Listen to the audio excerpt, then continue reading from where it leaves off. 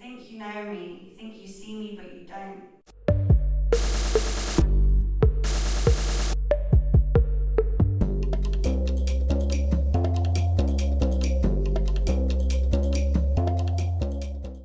We're Stonewall Housing, we're not Stonewall. Some organisations have the same name, get over it.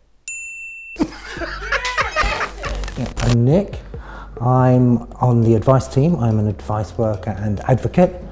We give advice on various things, various issues, either on the phone or by email or at drop-ins.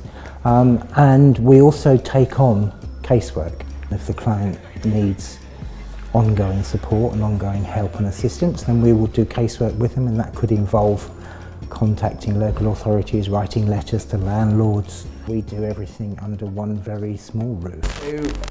People that come to us who are LGBT experience a load of different issues when they're coming out in the community and when they're coming out to their families. The process can take days, months, years, it doesn't matter. But for someone that's a process that should be natural and celebrated and supported, and that's what we try to do here. But mostly I work in the supported housing section where we support 16 to 25-year-old LGBT young people who have been made homeless. It really depends on the different levels of things that their experiences is, their age, whether they're still in school, whether they've, suffered domestic violence or anything else. So there's loads of different things that we assess when they come in, and that kind of dictates how we help them and how we move forward with them. That's why a service like this is incredibly important, because our whole remit is LGBT. We don't do anything else. I am Chloe Florence, I'm a spoken word poet. And I've been housed by Stonewall Housing, and I'm part of the House of Stonewall. Living with Stonewall Housing was different to living in other hostels, as they understand your needs better and you're living with people that are like you, so it doesn't feel like you're obviously different. I'm still technically counted as homeless, I'm still on the homeless register. And being a part of that does make you feel like it does affect your self-worth. I think it's inevitable. I think that in normal society, our mental health is affected because we have a pressure to be someone or do something, or the sort of every man for themselves mentality, and being homeless only perpetuates that, as you are essentially at the bottom of the pile and no one respects you, and you can't tell people that. You spend your whole life trying to not be that, and I think that affects your self-worth because you can't own that identity, and people are constantly rejecting you, and that's only gonna make things worse. There are a lot of LGBT people that are hidden homeless, a lot of the reasons being because maybe the reason that they have been kicked out, they feel like is their own fault. They feel like their sexual identity is their own fault. The fact that their parents don't agree with that, they feel like maybe they should have done something better.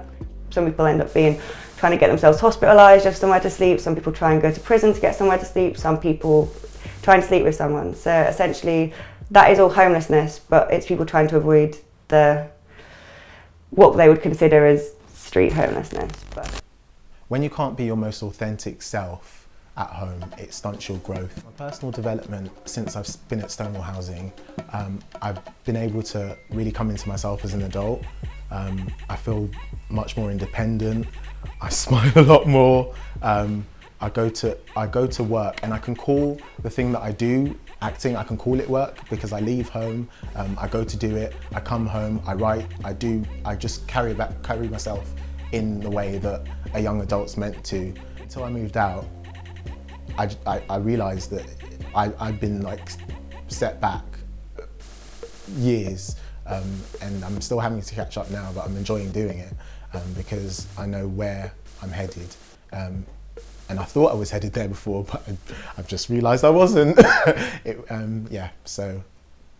I've been homeless for quite a long time actually, and towards the end of the homelessness, which lasted for about 9 years from the age of 13, my health just started to deteriorate mentally and physically. The fact that some people are born in a different way and are made differently and feel different emotions and stuff like that.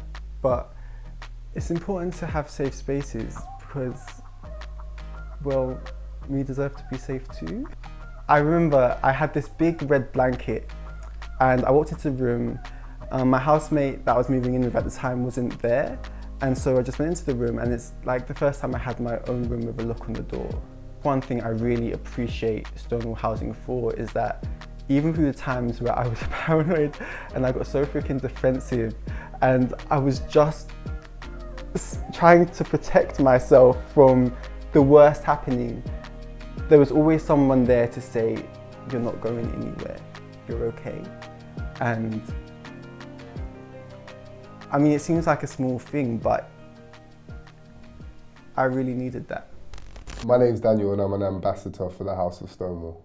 So I came to live at Stonewall Housing when I was 23 years old. I lost my mum and my home, and I essentially was homeless. I lived in Acton at the time, which falls underneath the London Borough of Ealing, and if I applied for Stonewall Housing now, I wouldn't be accepted. And how does that make you feel? Upset, to be honest, because I don't know what I would have done without Stonewall Housing. I feel like I worked through my internalised homophobia living in Stonewall Housing. It sort of gave me a platform to feel a lot more comfortable in myself, and it helped me find out who I really am and sort of show me that being gay isn't wrong, or not being the atypical straight man is wrong. And I suppose at the time I was a child, but I mean moving into Stonewall Housing sort of made me sort of grow into an adult, a man. It gave me the sort of life skills that I have today.